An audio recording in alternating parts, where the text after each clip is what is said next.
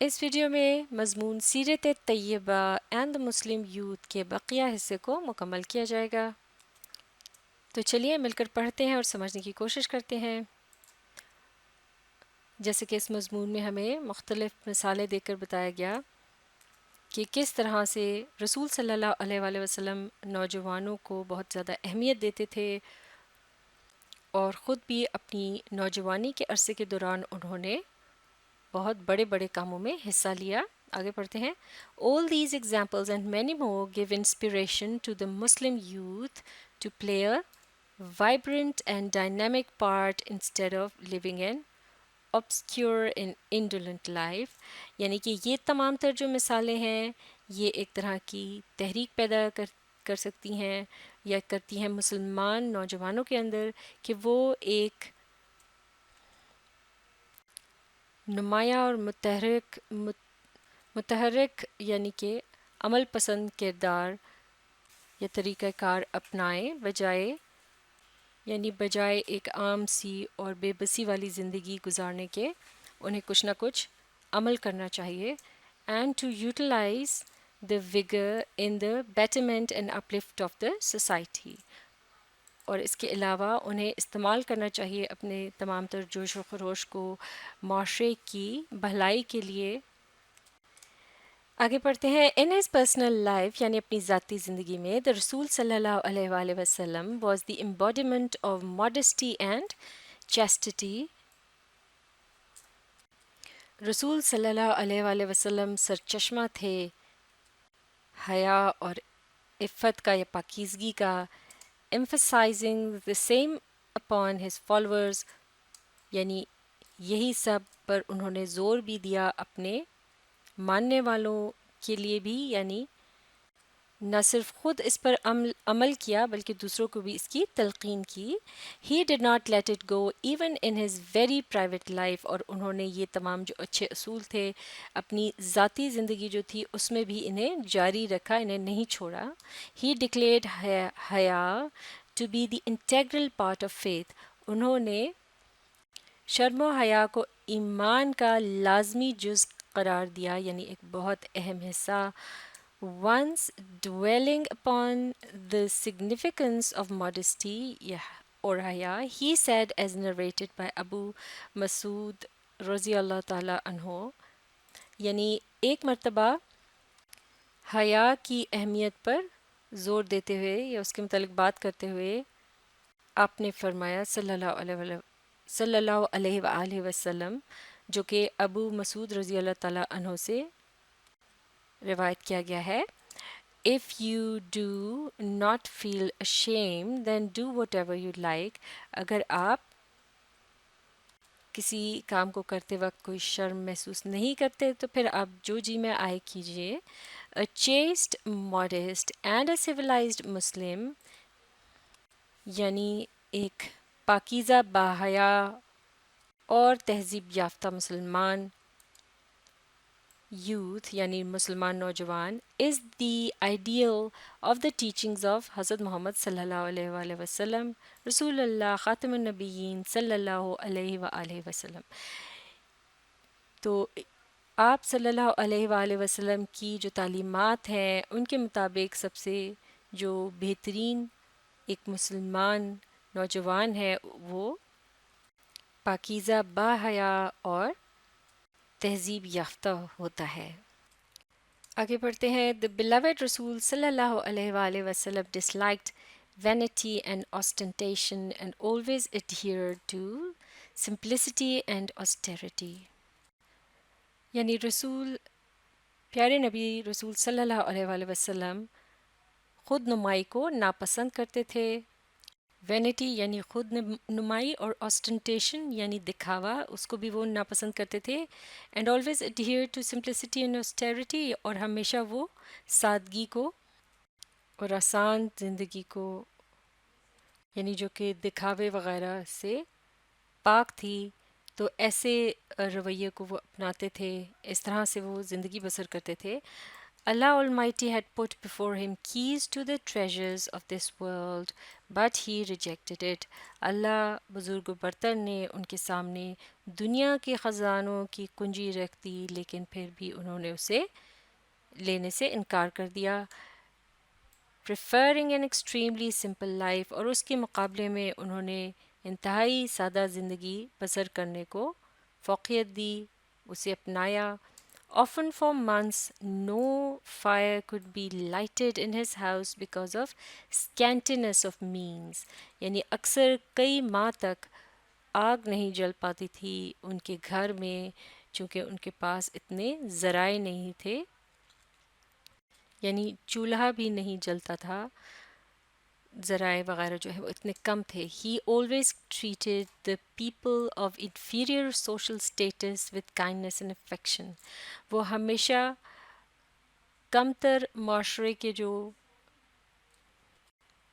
رکن ہوتے ہیں یا جنہیں کم تر سمجھا جاتا ہے معاشرے کے اندر، ہمیشہ ان کے ساتھ بہت ہی ہمدردی کے ساتھ اور بہت محبت کے ساتھ پیش آتے. He never allowed his little page to be scolded for his mistakes, if any. ان کا جو نو عمر پیج یعنی نو عمر ملازم، ان کا جو نو عمر ملازم تھا اسے کبھی بھی کسی بات پر ڈانٹنے کی وہ اجازت نہ دیتے کہ اسے ڈانٹا جائے. انس رضی اللہ تعالیٰ عنہ testifies to his sublime character، یعنی حضرت انس رضی اللہ تعالیٰ عنہ نے ان کے اس شاندار کردار کی گواہی دی ہے ان الفاظ میں، مل کر انہیں پڑھتے ہیں. I served the رسول صلی اللہ علیہ وآلہ وسلم for 10 years. تو انہوں نے فرمایا کہ میں نے رسول صلی اللہ علیہ وآلہ وسلم کی 10 سال خدمت کی. By Allah, he صلی اللہ علیہ وآلہ وسلم never even said to me if. تو انہوں نے یہ فرمایا کہ اللہ کی یعنی ایک طرح سے گواہی یا قسم اٹھاتے ہوئے کہ آپ صلی اللہ علیہ وآلہ وسلم نے کبھی انہیں اف تک نہ کہا تھا. He never said harshly، یعنی کبھی بھی انہوں نے سختی سے بات نہیں کی.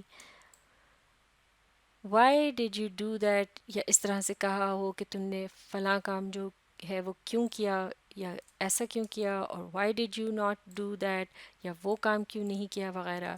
اور اس کا پھر یہاں حوالہ بھی دیا گیا ہے اس روایت کا. آگے بڑھتے ہیں. To the obedience of such benevolent and merciful رسول صلی اللہ علیہ وآلہ وسلم the Lord has attached his own pleasure.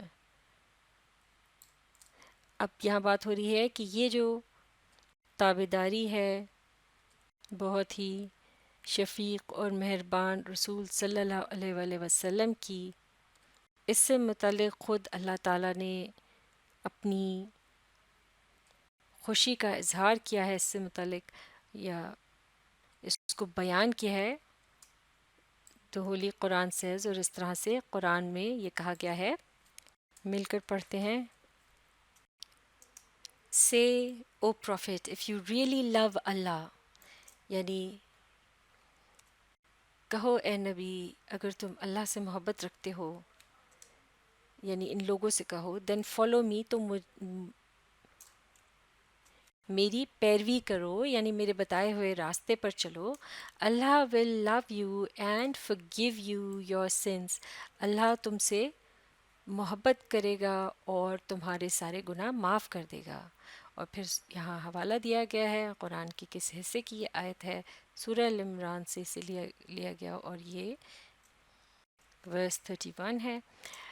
It clearly denotes that the pleasure of Allah Almighty can be achieved through following the footprints of his beloved رسول صلی اللہ علیہ وآلہ وسلم.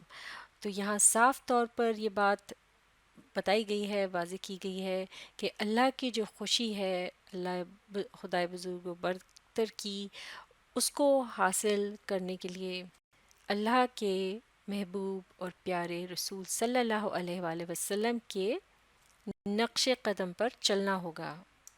Similarly, in another verse of the Holy Quran، بالکل اسی طرح سے ہی قرآن کے ایک اور آیت میں اللہ Almighty has enjoined، خدائے بزرگ و برتر نے اس بات کا enjoined یعنی حکم دیا ہے مل کر اسے پڑھتے ہیں. And what ever the messenger gives you, اور جو بھی تمہیں نبی دے دیں، ٹیک اٹ، اسے لے لو. And whatever he forbids you, اور جو بھی جس سے بھی وہ منع کریں، ایبسٹین فرام اٹ، اس سے رک جاؤ. اینڈ فیئر اللہ، اور اللہ سے ڈرتے رہو. انڈیڈ اللہ از سویئر ان پنشمنٹ، بے شک اللہ سخت سزا دینے والا ہے. سورہ حشر، اور اس کی جو یہ آیت ہے، یہ 7ویں آیت ہے. آگے پڑھتے ہیں. It has been made binding upon all to obey the beloved رسول صلی اللہ علیہ وآلہ وسلم in their lives. لہٰذا سب پر یہ لازم قرار دے دیا گیا ہے کہ وہ رسول، پیارے نبی رسول صلی اللہ علیہ وآلہ وسلم کی پیروی کریں اپنی زندگیوں میں، یعنی ان کی بتائی ہوئی تعلیمات پر عمل کریں.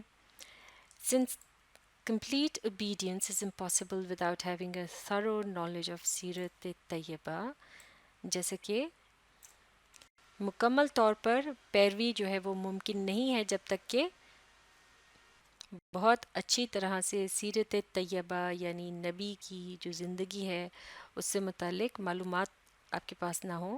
ہینس لہٰذا it becomes mandatory for the Muslim youth to acquaint themselves with the سیرت طیبہ. لہٰذا یہ بات لازمی ہو جاتی ہے مسلمان نوجوانوں کے لیے کہ وہ خود کو مانوس کریں. ایکوینٹ یعنی مانوس کریں رسول صلی اللہ علیہ وآلہ وسلم کی زندگی سے، یا ان کی زندگی کے جو ان کے عمل تھے ان کے بارے میں جانیں. The youth, being backbone of the body of Ummah, must follow the teachings of the beloved Rasul sallallahu alaihi wa sallam in letter and spirit to attain purity in their character. نوجوان جیسا کہ امت کی ریڑھ کی ہڈی کی مانند ہیں، لہٰذا انہیں رسول صلی اللہ علیہ وآلہ وسلم کی تعلیمات کے مطابق عمل کرنا ہے ہر لحاظ سے، تاکہ وہ ایک پاکیزہ کردار کے حامل ہو سکیں یا اپنے کردار کے اندر پاکیزگی پیدا کر سکیں. تو یہ مضمون یہاں مکمل ہو چکا ہے. اس سے متعلق سوال جواب کو اگلی ویڈیو میں مکمل کریں گے. آپ اس ویڈیو کو ری پلے کیجیے اور اس کے ساتھ ساتھ پڑھنے اور سمجھنے کی کوشش جاری رکھیے.